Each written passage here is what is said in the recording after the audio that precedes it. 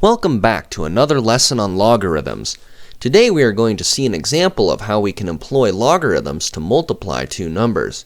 To understand why this works, we fall back on the laws of logarithms. Specifically, the law boxed in red is going to help us out. Let's take 23 times 47.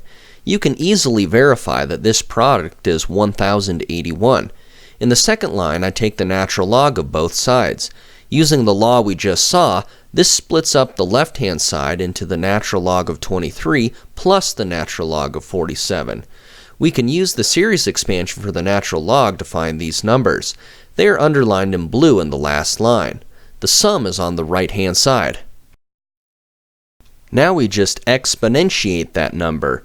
There is another series expansion for e to the x. Don't forget our tricks for plugging that into the series.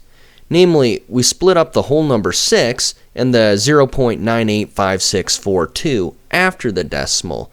E to the 6.98 equals 1081.0002. Within rounding, this matches what we expected. In case you needed a reminder, this is the series for the natural logarithm, which we derived from the geometric series. And this is the Taylor series for e to the x, boxed in green on the bottom. Above it is a simple derivation we have discussed many times before. So what happens if we shift the decimal? 2.3 is 23 divided by 10, and 470 is 47 times 10. The product is still 1081, but notice the natural log is completely different. The numbers underlined in blue don't match the ones we saw a few slides back. However, their sum is still 6.98. The natural log is still computed using the same series expansion, by the way, just different inputs this time. And the exponentiation looks identical as before. Our answer is 1081, within rounding. In the last lesson, we saw how to compute the base 10 logarithm of any number. We just multiply the natural log by a, which is 0.434, approximately.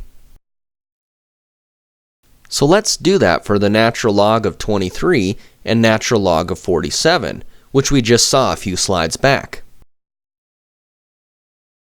The same rule applies for base 10 logarithms as it does for the natural log. Take note of the numbers underlined in blue. These are the ones from the last page. Their sum is approximately 3.0338. 10 raised to that power is the product of 10 cubed and 10 to the 0.0338. By repeated multiplication, 10 cubed is obviously 1000. In other lessons, we have discussed ways to compute 10 to a non-integer exponent. The final answer is 1081, as boxed in green. It's good that we got the answer we expected once again. Take note of 10 to the third power. Multiplying by 1000 is the same as shifting the decimal 3 places. This is not a coincidence since we are using a base 10 number system. Now let's repeat that process for the base 10 logarithm of 2.3 and 470. These are all numbers we have seen earlier in this presentation. Like the natural log, the sum on the right-hand side is the same as before, 3.033826 in this case. Unlike the natural log, however, you may have noticed that the numbers underlined in blue are exactly the same as last time. The only difference is the number to the left of the decimal, 0 and 2 instead of 1 and 1. More on that shortly. Of course, the exponentiation and final answer are identical to before. Look at this table of 10 raised to various powers. Do you notice any patterns? For example, consider 10 to the 0.5, 1.5, and 2.5.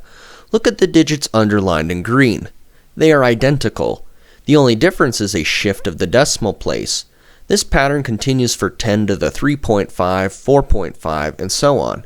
Of course, every other row in this table exhibits the same property. This is incredibly useful. In contrast, there is no such pattern for a table of e to various powers.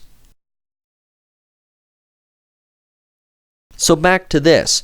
We already mentioned that the digits to the right of the decimal are identical for the base 10 logarithm of 23 and 2.3. Same statement for 47 and 470. We call these the mantissa. The digits to the left of the decimal are called the characteristic. Although different, their sum is the same in each case. For this example, that sum is 3. So why is this property so useful? Remember that we had to recompute an entirely different number for the natural log of 2.3 and 470. With the base 10 logarithm, we can reuse what we've already computed for 23 and 47. The mantissa is identical. The only adjustment we have to make is to the characteristic. Adding or subtracting integer values is a whole lot easier than running numbers through a series all over again. By extension, we could easily express the base 10 logarithm of 4,700 or 230 using the numbers seen on this screen. What would those values be? I leave you to ponder this powerful simplicity.